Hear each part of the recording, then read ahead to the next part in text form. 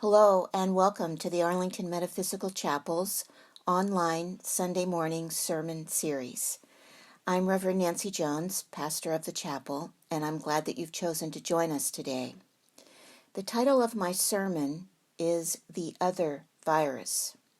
The scripture reading is from the book of Mark, chapter 11, verse 22, and Jesus answered them, "Have faith in God."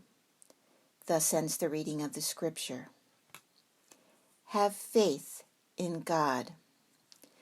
Did you know that April was Stress Awareness Month, which is all about increasing public awareness of both the causes and cures for our modern stress epidemic? This is recognized in April of each year, but how apropos was it for us this year, as our stress levels, not only in April, but now going into May, continue to take on a whole new meaning as we deal with the coronavirus pandemic. How can we not be affected by all that has happened? How can we all, each and every one of us, not feel the stress that this virus has brought into our lives? Everything that we are accustomed to as being quote-unquote normal is now different.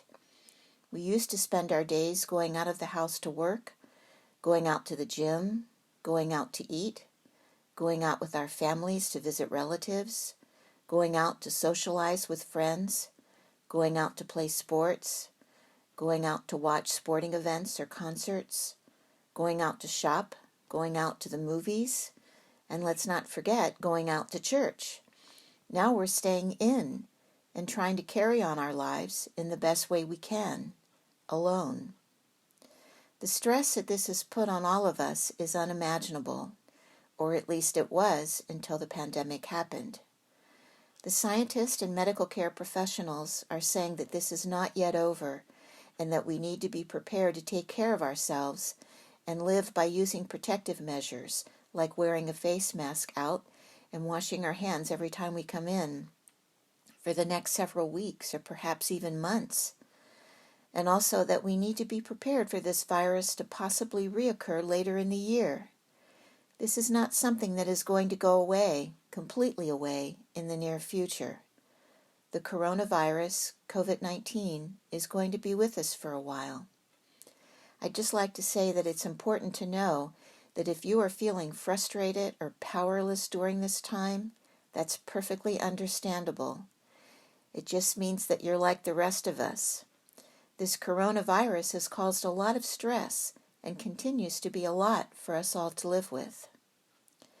But today, I'd like to talk about the other virus that we're also living with, and that's the virus of the mind, also known as fear.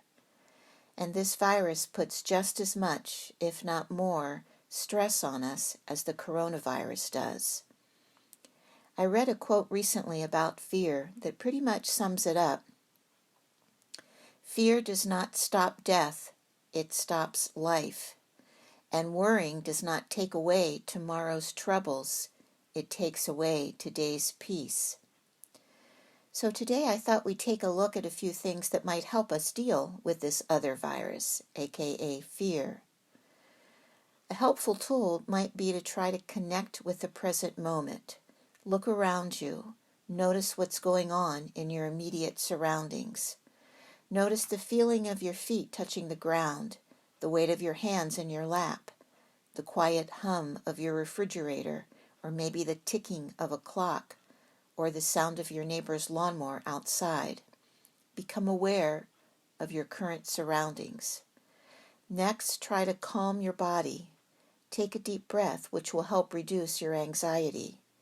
Breathing deeply activates the parasympathetic nervous system, which works to calm bodily rhythms. Meditate for 5 to 10 minutes, or longer if you can.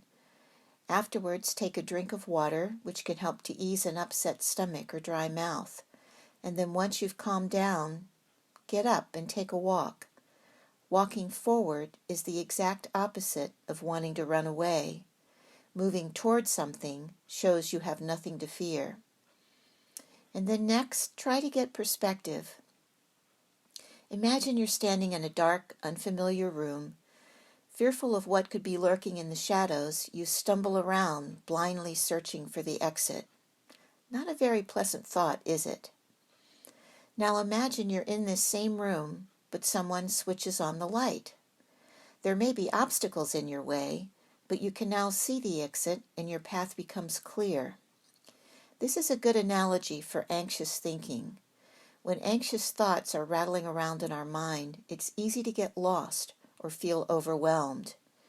However, when we can get these thoughts out of our mind and into the light, they become much less scary and less believable. This is a time to recall the first sentence of James Dillett Freeman's prayer of protection. The light of God surrounds me.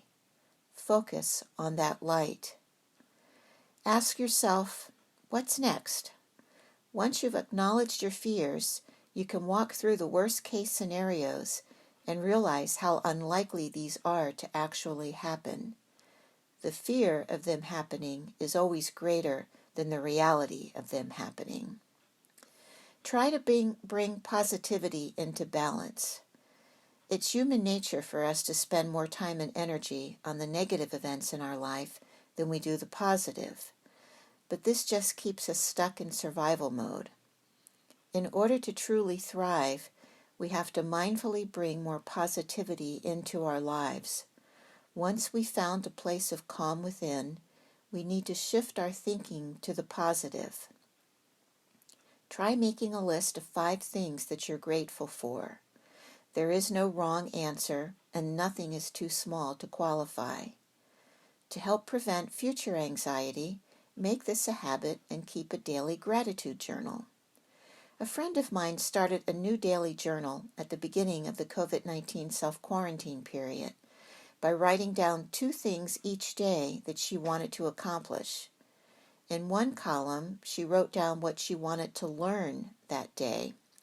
And these things range from being informed of the updated coronavirus news to learning something new, totally unrelated, like a second language or how to play an instrument. In the second column, she wrote down what she wanted to give that day, which ranged from donating blood at the blood bank to helping out at a local food shelter to volunteering with an animal rescue group. Learn and give. It's her daily practice of setting intentions, which keeps her motivated during these challenging times. Making a habit of doing these types of things will help you prevent future anxiety and thereby help with reducing stress. And then find ways to laugh. Humor can be the best medicine for helping us get through the dark times. It gives us perspective and makes us stronger in the end. Don't be afraid to laugh and to share a joke with a friend. It might just really help to lighten up their day. There are lots of jokes out there about the coronavirus, like the one that says, "Do not call the police on suspicious people in your neighborhood. Those are just your neighbors without makeup and clean hair." Or the one that says, "The world is turned upside down. Old folks are sneaking out of the house and their kids are yelling at them to stay indoors." I particularly like the ones about dogs, such as the statement, "This quarantine has turned us into dogs. We roam the house all day looking for food. We are told no if we get too close to strangers, and we get really excited about going on car rides." And then there's a really cute cartoon that someone emailed me the other day showing a dog with his paws up on the window ledge looking outside at the people walking by with face masks on. And the dog says, "Why are all those humans wearing muzzles? Did they all bite someone?" Laughter really is the best medicine. Take the time to share laughter with a loved one. And lastly, connect with others. Governor Cuomo of New York said on the news a few days ago that we need to practice social distancing, but we don't need to be socially isolated. This is a time to reach out to your family, friends, neighbors, and coworkers via phone, email, or maybe even have Zoom happy hours or dinners. It's important to check up on those that you care about and let them know that you're thinking about them. Several years ago, when Mother Teresa was asked to name the worst disease she had ever seen, Some expected that she might say leprosy or AIDS, but no, she said it was loneliness, that terrible feeling of being unloved, unwanted, and forgotten. Our church is usually the place where we can all go to be together and to connect with each other. Even though our doors to the chapel must remain closed under current government restrictions, we are not canceling our time together, just suspending the physical gatherings. We're still here.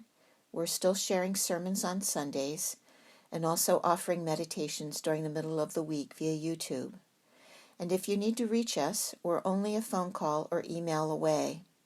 I know it's not the same as our time together at the chapel, but just know that we are still here for each other. We all need to do our part to rid our community and our nation of this coronavirus, and we all need to do everything we can to rid ourselves and our loved ones of this other virus, the virus of the mind, fear. Don't underestimate the stress of this situation. Fear as an emotion, and emotions are real. And please know that it's okay not to be okay, because today no one is really okay. Just know that in time we will all be okay together. Work at finding ways to put fear into perspective, and you can more easily manage the stress.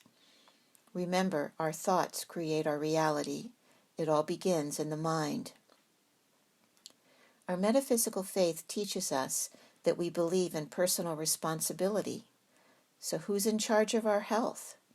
We are. Individually and collectively, we can take care of ourselves. We can make a difference, and we will get through this. And I believe that our metaphysical way of life also teaches us that our faith is greater than any fears that we may face. The faith within us, each one of us, is greater. And when we conform to our faith, we become more available to compassion. We were born with an immense capacity for faith. Even in the dark of night, we have faith that the sun will rise again. Spiritual maturity brings about understanding faith. Just as we now understand why the sun seems to rise in the east, we have learned who we truly are and why we can trust life. We know the ancient teachings, that God is all there is, and that we are part of God. Our thoughts have creative power, so we are key participants in life's unfolding. We are never separate from an infinite presence, and we can act from the awareness of our spiritual identity. In faith, we focus on the good we know is present, even when we can't see it. This is not to deny or ignore what is happening around us. It's like focusing a camera lens on a single bud in an otherwise dormant garden. It's noticing the first leaves on a tree while it's still cold outside. It's remembering all the times in the past when something we resisted turned out to be exactly what we needed or had asked for. It simply arrived in a package we didn't recognize. Faith grounded in spiritual understanding is a mindset, a level of consciousness. It's living from the inside out, projecting our spiritual awareness onto outer circumstances rather than allowing them to victimize us.